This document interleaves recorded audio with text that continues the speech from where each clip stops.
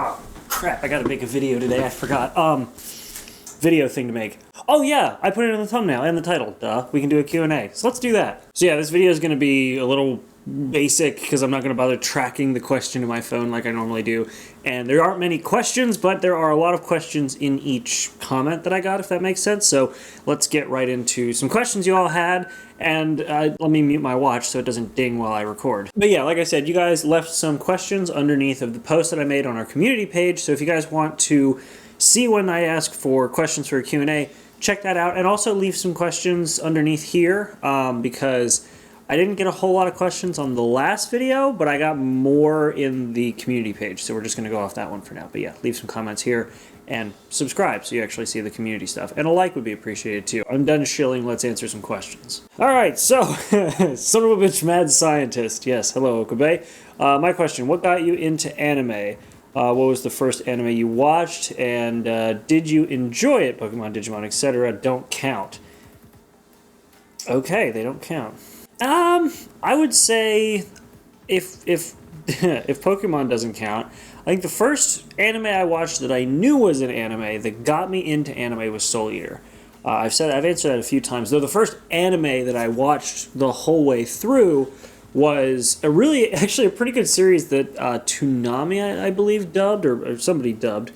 But either way, it was Zoid's New Century Zero. That was a really interesting one. I actually have it on my media server here at the apartment. So yeah, it's pretty fun. I enjoyed that show, but I didn't know it was anime at the time. I just thought it was a cartoon. So knowing it was anime and got me hooked on the rest of the whole anime culture, Soul Eater, just enjoying the show, Zoid's New Century Zero. Next up, we have a name, unfortunately, that I'm gonna butcher. It's Asaha. Sorry. Favorite location in Baltimore. So apart from not Baltimore, the Bay is well, the last time I was there, the Bay was pretty nice. I don't know if you'd get shot there now or not, but yeah, right around the Bay near the aquarium, and they've got a really cool submarine exhibit, assuming it's still there.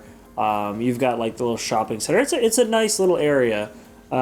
It's basically the rest of Baltimore that I avoid like the plague. All right, so yeah, they have a few questions. So best twist in anime. Spoiler alert, if you haven't watched this show, but it's from Death Parade. The one that I can think of off the top of my head that I think is one of the best is the beginning to Death Parade. They literally started out with the fact that you are not aware until about the midway to three-quarter way through point that everybody who comes into the place that they are in is already dead. That was a pretty cool twist that very solidly established the rules of the world and how it was supposed to work. I thought that was a really good twist. Happiest personal moment of your life? I guess it is good to look back on things that made you happy once in a while. I haven't done that in a while because, well, things that are going on with the world. So I'm going to make this a brief story. I'm not going to dive into too much detail because the overall event ended very poorly, and maybe I'll make a video about that sometime, just talking about it, spilling my guts on that one. But there was, back in high school, I went to a Christian private high school, and we did a mission trip to Costa Rica. And one of the most amazing moments I remember in my life is standing on a ferry that was taking us from one side of the bay or the coast to another side. It was like a little gulf. And we were going there, and I remember just looking out and seeing just this beautiful ocean water with a small little island off in the distance, essentially. Followed up immediately the next day by hopping onto these small little motorized boats that almost sank with all of us and our luggage in it, and going to an island that used to be owned by a Catholic church that was then owned by a private citizen who has now made his own little reservation there. It's out by San Jose. It's pretty cool. If you look in the coast, there's in the bay, there's this little island there, and I spent about 3 days on there. It was pretty awesome. Any lost passions? Not really. I think I don't really consider anything a lost passion. I figure it's more of like it's completed. I've kind of settled in on all the stuff that I'm really passionate about, and I haven't lost any, really. I guess I was really into, like, drawing for a good stretch of time, like, towards the end of high school, and I kind of gave up on that. I mean, that was really about it, because everything else, I mean, I have such OCD that everything else that I do kind of just like stays. So if I find a passion, I almost never lose it. I started building PCs when I was 12, well, tearing apart PCs when I was 12, and started building them when I was like 14. And I still do that to a daily basis. There's literally a PC behind the camera right now that I'm working on. Photography, I started on late. I still love it. Technology, still love it. Anime, still love it. Yeah, I mean, I hold on to most of my passions. And that's all they had to say. So the next one is another name that I'll just put here because I'm not going to bother to try to guess how to pronounce that. It says, what is the most emotional anime you have that you have seen? The most emotional anime that I've seen.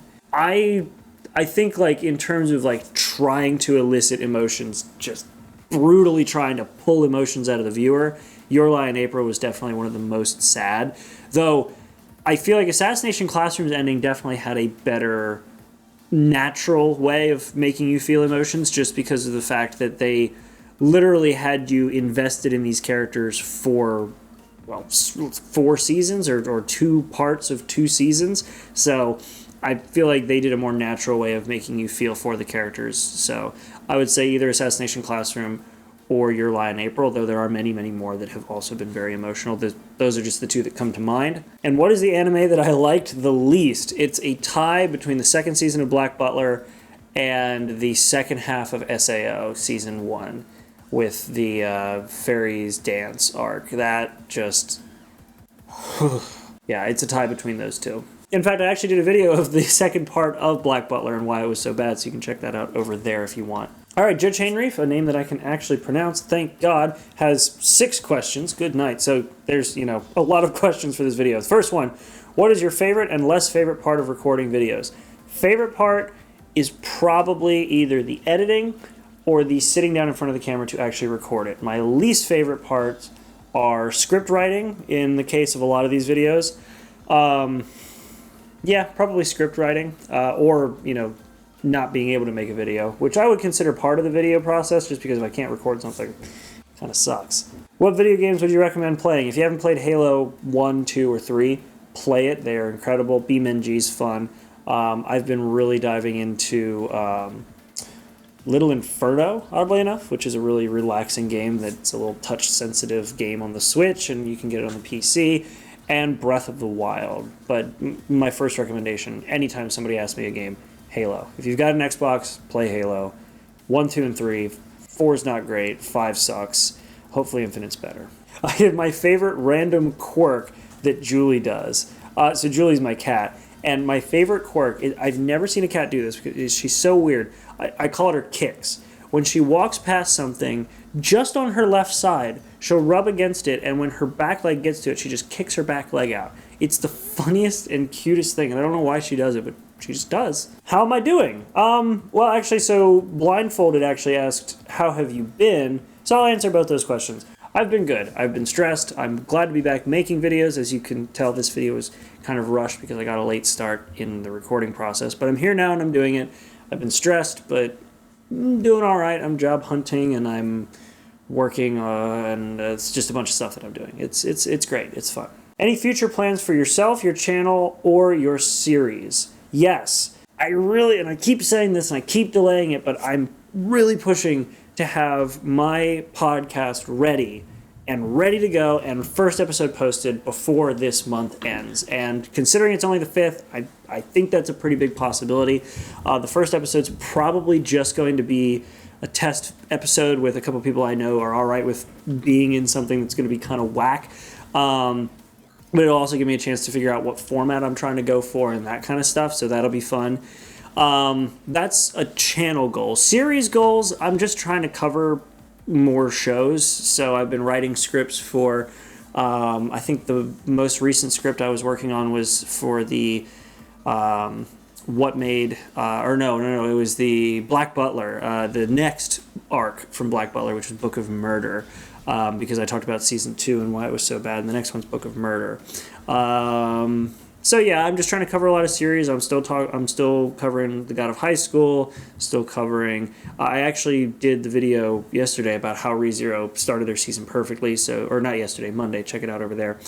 Yeah, and apart from that, I I still need to get the video up for the second season of Fire Force about my 3-episode thoughts, but because it's back now. Anyway, yeah, those are the plans. Personally, new job. That's my goal. I want to work for Apple. I want to work at an Apple store, but the nearest one is like an hour drive away. But if I can make it work, I'll make it work.